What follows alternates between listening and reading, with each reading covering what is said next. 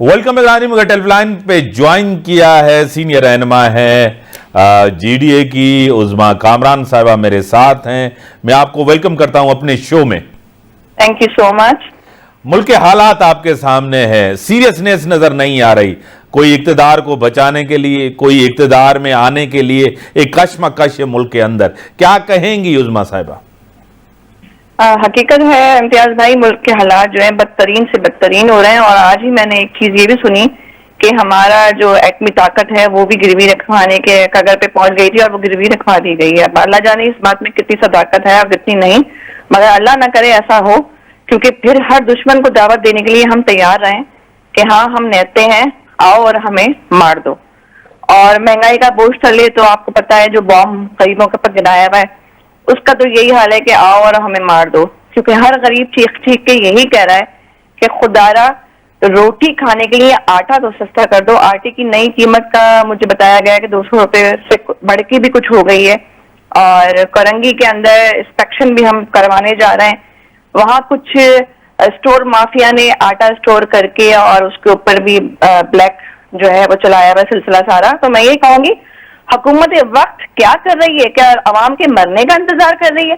हर कोई अपनी इक़्तिदार की आग में जल रहा है, हर कोई अपनी सीट के लिए लड़ रहा है। इस मुल्क के लिए कब उठोगे भाई? इस मुल्क की अवाम के लिए कब उठोगे? कौन से हुक्मरान, कौन सी हुकूमत की बात करें हम? सही। आपको लग रहा है कि इमरान खान बार बार इदारों के ऊपर भी तनकीद कर रहे हैं एक तरफ, दूसरी तरफ मरियम नवाज भी इदारों के सरबराहों के ऊपर, जैसे जनरल फैज हमीद के ऊपर, वो बाजवा साहब के ऊपर तनकीद कर रहे हैं इदारों को।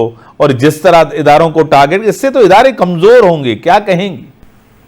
जनरल फैज हमीद साहब हो या जनरल बाजवा साहब हो, मेरे लिए दोनों बहुत मोतबर और बहुत ज्यादा रिस्पेक्टेबल हैं। और मैं दोनों को यही कहूंगी, खान साहब को भी और मरियम नवाज को भी, कि आपस की लड़ाइयां छोड़ें और अपने मौजूद इदारों के नामों को ना बदनाम करें, दुश्मनों को ना दिखाएं अपने घर का रास्ता और अपने घर का दरवाजा। ये मौजिज है, हमारी फौज दुनिया में एक मुकाम रखती है और कौन से नंबर पे आती है ये सब जानते हैं। ये इज्जतदार फौज को गाली देने से पहले ये सोचे कि हम अपने मुल्क पाकिस्तान को गाली दे रहे हैं। मैं इस चीज के सख्त अल्फाजों में मजम्मत करती हूँ, चाहे वो खान साहब हो चाहे वो मरियम नवाज हो। फौज के खिलाफ ना हम एक बात कहते हैं ना ही हम एक बात सुनते हैं। क्यों? क्योंकि यह हमारे मुल्क की मुहाफिज है। अब आपको खुद पता है कि 4 साल इमरान खान का दौर, आपसे कोई ढकी झुकी बात है नहीं। हम शो करते थे, कोई महंगाई कम न हुई, बेरोजगारी कम न हुई, हालात खराब थे। आज भी तकरीबन इनको 1 साल हुआ, हालात वही हैं। इमरान खान कोशिश कर रहे हैं कि मैं दोबारा इक्तदार में। इमरान खान के पास भी तो कोई स्ट्रैटेजी नहीं है, प्लानिंग नहीं है, कोई प्रोग्राम नहीं है, कोई ऐसा मंशूर नहीं है जो वो मंशूर ला के अपनी हुकूमत में और वो आवाम को रिलीफ दे। उन्होंने भी आवाम को रिलीफ नहीं दिया, सिर्फ दिलासे दिए, वादे किए, दावे किए। खान साहब के बारे में मैं ये कहना चाहूंगी कि उनकी मौजूदा 4 साल हुकूमत हकीकत है बड़ी डगमगाई और बड़े ही मामलात सरगर्म भी हुए। कभी ठंडा मामला बना, कभी गर्म बना। मगर जो इस वक्त मुल्क के हालात हैं तो खान साहब को अभी अपनी लीडरशिप को साइड में रख के मुल्क की बका के लिए और मुल्क के अवाम के लिए सोचना चाहिए और सर जोड़ के सबको बैठना चाहिए कि हमारा मुल्क गिरवी रखा जा रहा है। हम जब ये गिरवी रखा जाएगा किस मुल्क पे सियासत करेंगे? और खान साहब को मैं ये भी एक एडवाइस करूंगी, मैं पहले भी आपके चैनल के तवज्जुह से ये एडवाइस कर चुकी हूँ कि खान साहब अपने सियासी इख्तलाफात, अपनी सारी प्रॉब्लम्स, अपनी सारी लड़ाइयां साइड में रखें, अपने अंदर ढूंढे कोई क्या खराबी है और अपने अंदर कैबिनेट के अंदर कौन ऐसे लोग हैं जिन्होंने आपकी क़यादत को खराब किया। तो आपको ये चाहिए कि अपनी क़यादत में इंस्पेक्शन करें, उन लोगों को हटाएं जिन्होंने आपको सीट से गिरवाया है, उन लोगों को मुंतखब करें जो मुखलिस हैं। और इदारों के ऊपर तनकीद करना समझे अपने मुल्क के ऊपर तनकीद करना है, तो नया कोई राय अमल बनाए जिसमें मुल्क और अवाम की मुफाहमत हो। आपको खुद पता है कि इमरान खान के दौर में जीडीए, क्योंकि आप जीडीए से आपका ताल्लुक है, हुकूमत का हिस्सा रहे हैं। इमरान खान के दौर में सिंध नज़रअंदाज हुआ, सिंध को कोई रिलीफ नहीं मिला, यहाँ की आवाम को कोई रिलीफ नहीं मिला। आज भी इमरान खान के लिए पंजाब सबसे बड़ा अहम है, केपी के बलूचिस्तान और सिंध की कोई इंपॉर्टेंस नहीं है, कोई प्रायोरिटी नहीं है। न वो यहाँ आते हैं न यहाँ लोगों की बात करते हैं। क्या कहेंगी? देखिए, रहा सवाल सिंध की, अगर मैं बात करूंगी तो मैं भी अभी कुछ दिन पहले सिंध का दौरा पूरा करके आई हूँ और मैं सिंध के एक बड़े शहर कराची में रहती हूँ, और जो रोशनियों का शहर था वो अंधेरों में मुब्तला हो चुका है।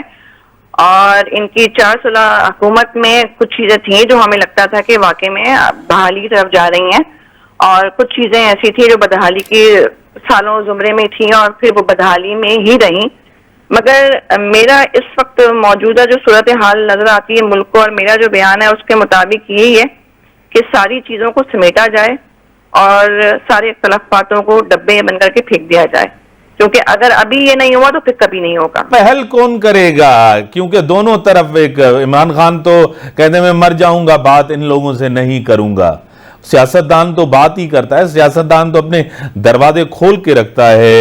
उज़मा साहिबा, मैं यही कहूंगी कि जिस पार्टी की जिस लीडर की मैं एक छोटी सी अदना से मेंबर हूँ, उन्होंने हमें यही सिखाया है कि मुल्क की बका के लिए जमहूरी तरीके से जिस तरह से भी मुकामियत के साथ अपने वतन को बचाया जाए, अपनी आवाम को बचाया जाए, वो रास्ता खोलें। और खान साहब को भी ये एडवाइस है कि अपनी ये सास बहुओं वाली जो लड़ाइयां हैं ये खत्म करें। और मरियम नवाज को भी मैं ये कहूंगी कि आप नानी बन गई हैं, अब आप सास ना बने आवाम की और इमरान खान की। आप खुदारा होश के नाखून लें और मुल्क का सोचें। और पहल, मैं कहूंगी पहल करना सुन्नत रसूल भी है। किसी से लड़ाई झगड़ा है, मैं ये समझती हूँ सीट के इक्तदार में इस वक्त दोनों तरफ खाना जंगी मची हुई है और उसमें पिस रही है गरीब आवाम। तो भाई इस गरीब आवाम का कौन सोचेगा? आप तो हुक्मरान 10 साल घर में बैठ के खा लो, आपकी सीट पे कोई फर्क नहीं पड़ता। उससे पूछो जिसके घर में एक वक्त का आटा नहीं है, उससे जाके पूछो। बड़ी मेहरबानी उज़मा साहिबा, आपने टाइम दिया। तान जो पॉइंट ऑफ व्यू अच्छी हो नाज़रीन संगत इजाज़त, अल्लाह हाफ़िज़।